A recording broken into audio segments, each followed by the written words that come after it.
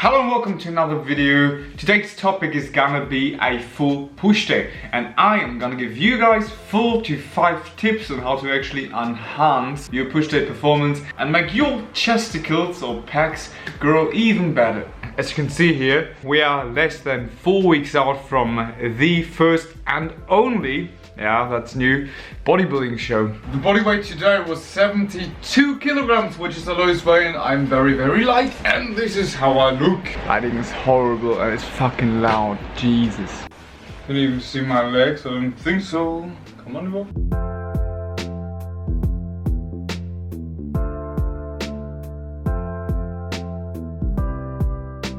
But enough from me, let's head to the gym. But before that, we're gonna take some citrulline malate to enhance the pump. Because I'm very flat at the moment and I look like absolute shit, absolute dog shit. The Dinger. Wer sagt das? 10 grams of that. Last time I accidentally took 10 grams of beta-alanine, which made me tingle everywhere and I was feeling so nauseous. Fucking disgusting. Wouldn't recommend that.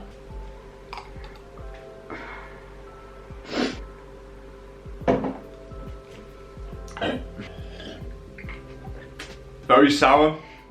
Has a very sweet aftertaste. Give it a try. First push day advice is actually not gonna be chest related, it's gonna be an overlaying push day advice, especially if your strong point aren't your delts. So if your delts are lacking, I would recommend doing exactly this. Starting your push day off with a lateral raise variant. I don't see anything negative in doing that. You won't influence your pushing performance and you will only gain a benefit for your lateral delt development. On top of that, you have your delt volume out of the way, and doing that at the end of your workout won't suck as much. On top of not having any negative influence on your push day performance, it also is a very good warm-up for your shoulders. And I would 100% recommend using these cuffs for your lateral raises, because you have to focus less on holding something, you can just move your arm freely. Next exercise and first chest dominant exercise, or like a front delt, upper chest focus exercise, it's gonna be a high incline dumbbell press. Through that we are coming to the second tip. That is gonna be, don't overly glorify the barbell bench press. With barbell bench press, all hands are fixed, and what that means is that all hands cannot get closer whilst pressing. We can't properly adduct or get our arms closer to our body, which is the main function of our pecs. So instead of focusing on the bench press, we should rather use dumbbells or machines, or at least a little better alternative to the barbell bench press would be a Smith machine press, because we have more stability. Through that we can more so isolate or target our chest muscles.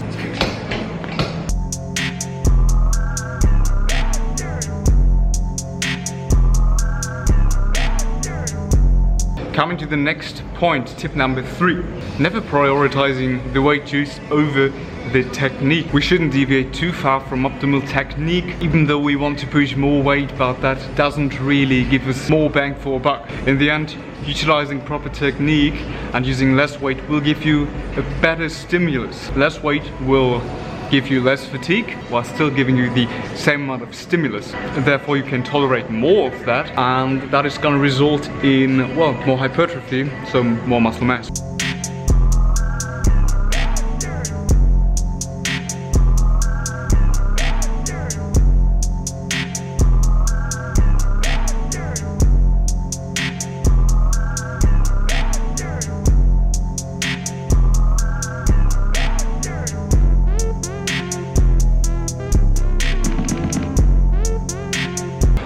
Wow, actually really happy with that one. What you've just witnessed will bring us to the 4th tip, and that is applying proper fucking intensity. So working with a stimulative intensity to actually force yourself to grow. To stimulate muscle growth, we have to surpass a certain threshold, and that is around a RER 4 to 3, which means having 4 reps in the tank. So training intense, training hard. And it will be necessary to go all out once in a while or during most sets. Pushing at maximum levels of effort, so maximum intensity, whilst still maintaining optimal technique, is a skill that has to be learned, that has to be acquired through time, through practice, but that will definitely bring you a shit ton of gains, especially if you have a lacking area. So focusing on applying optimal technique on that foundation, building intensity, will definitely result in really decent gains.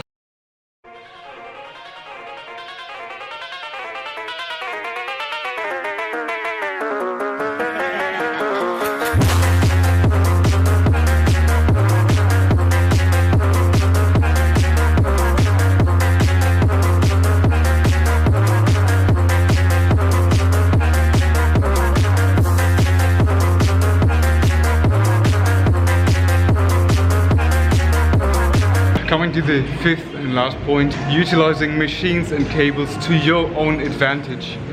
The lighting is absolute garbage. Through manipulating the pulling angle, you can optimally change the resistance profile so that you can maximally stimulate the muscle group you want to target, in this case the pec. So through placing the seat quite far away from the cable stack, it gets easier the more I adduct my arms, which means the load is very high in the stretch position and lower in the contracted position, which will first of all feel way better and make it easier for me to reach task failure or true task failure and really get every single ounce out of the muscle I'm trying to stimulate. So even though using free weights is cool and all, utilizing machines and cable stacks is definitely a very smart move.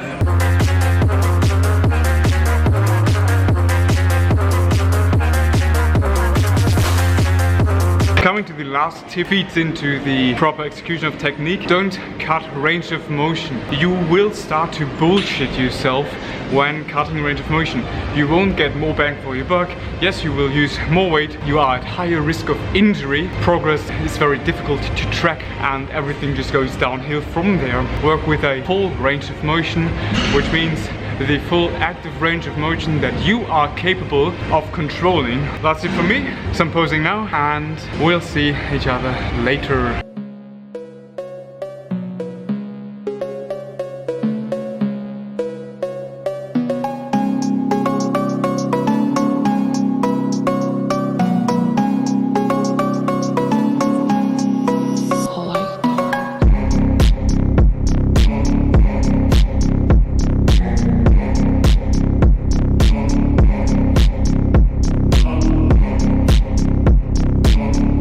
Pre-session was very successful so far, but we still have to do the last delt and tricep part. So let's hit that quickly and then we'll head back home. Short montage.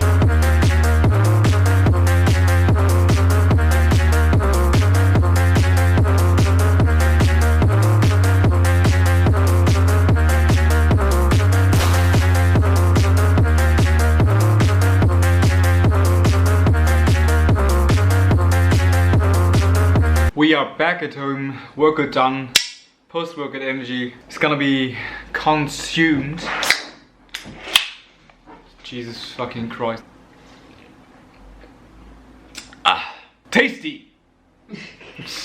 So let's do a little recap. I think there was a total of 6 tips that I gave you guys to optimize your push day training or like chest training. I cannot recall all of them, to be honest, because I came up with them just along the way of training. But to sum everything up, focusing on proper technique, proper execution of a lift and pushing with a lot of intensity on that foundation is definitely gonna result in really decent gains. On top of that, utilizing machines and, for example, a cable stack to manipulate the resistance profile can definitely add a big benefit to your training. And I think the last thing was range of motion. Don't neglect range of motion. Always work in your maximum active range of motion that you have, not that somebody else has.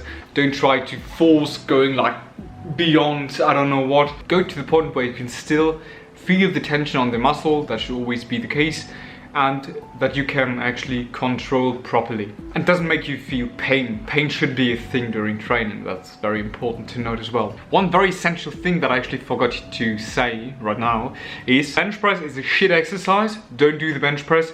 It will not result in any chest gains. I'm just joking, by the way. The bench press is not optimal for chest growth, especially for those people who struggle with building a good chest. For some people, it may work perfectly fine, and for those people, just keep on benching if it's fun to you, if you feel your chest, if you can grow doing the bench press, that is completely fine. But for those who never really succeeded bench pressing and couldn't really stimulate any muscle growth, you should probably not focus on that at all, or not too much. And for those people who struggle with building their chest, just stick to machines, stick to dumbbell pressing, stick to the cable stack. These things will give you a better stimulus whilst producing less fatigue. So that's gonna be it for the video. I hope you guys enjoyed it. I hope you guys could take something away. As per usual, leave a like, subscribe, and comment if you feel like it. I'm gonna drink the rest of my Monster. It's rain, fuck me.